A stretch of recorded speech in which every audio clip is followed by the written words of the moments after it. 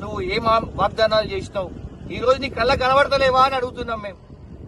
ఈరోజు అనేకమైనటువంటి మంది యాక్సిడెంట్లతో ఈరోజు బెడ్ల పాలవుతున్నారు.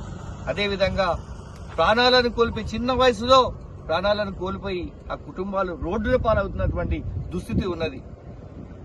ఈరోజు కోరి తెచ్చుకున్నారు ప్రజలు. ఈరోజు మరి కోరి తెచ్చుకున్నట్టుంటే మీరు ప్రజలకు ఏం మేలు చేస్తున్నారని చెప్పి ఈ సందర్భంగా అడుగుతున్నాం. ఇలా మేము ఒక రోజు 2 రోజులు ఆగి మీకు ఈ విధంగా ఈ ప్రజలందరూ మీ మీద విరక్తి చేయలేదు. సంవత్సర కాలం వెయిట్ చేసిండ్రు. మీకు ప్రజలు మ్యాండేట్ ఇచ్చి సంవత్సర కాలం దాటిపోయింది.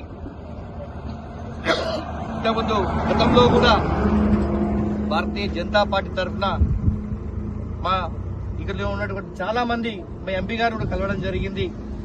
మేము కూడా భారతీయ జనతా పార్టీ తరఫున రిప్రజెంటేషన్ ఇచ్చి కలెక్టర్ గారితో అదేవిధంగా R&B ఈ గారితో ఎస్సీ గారితో కూడా మాట్లాడడం జరిగింది. ఒకటి మాట చెప్తున్నారు వాళ్ళు. ఎవరు మాట్లాడినా కాంట్రాక్టర్ కు డబ్బులు క్లియర్ చేస్తేనే కాంట్రాక్టర్ నుంచి పనిచేస్తామంటున్నారు. గతంలో చెల్లించిన బిల్లులు మేము కూడా వాళ్ళ మీద ఫోర్స్ చేస్తున్నాం. వాళ్ళ మీద వ్యక్తిగతంగా కూడా మేము చర్య తీసుకోవడానికి, వాళ్ళ సంస్థ మీద కూడా చర్య తీసుకోవడానికి నోటీసులు ఇచ్చినా గానీ వాళ్ళు రెస్పాండ్ అవుతలేరు అని చెప్పి ప్రత్యక్షంగా మా ఎంపీ గారు ప్రజల మనిషి, 24 గంటలు ప్రజా సమస్యల మీద పోరాడే మనిషి కాబట్టి తను కూడా ఫోన్ చేసి రిక్వెస్ట్ చేస్తే ఒక రోజు వచ్చి టెంపరీగా మా ఎంపీ గారి రిక్వెస్ట్ మీద రోజు తాత్కాలిక పనులు చేయడం జరిగింది. మా ఎంపీ గారు రిక్వెస్ట్ చేస్తే ఒకటి మాట మాట్లాడుతున్నారు కాంట్రాక్టర్ గారు. మా ఉన్న ఆస్తులు మొత్తం తీసుకొచ్చి ఇక్కడ పెట్టినాం. ఇప్పుడు మేము ప్రాణాలు తీసుకునే పరిస్థితిలో ఉన్నాం తప్ప పనిచేసే పరిస్థితుల్లో మీరు ఏమైనా ప్రెజర్ పెడితే అని చెప్పేసి చెప్పడం జరుగుతుంది.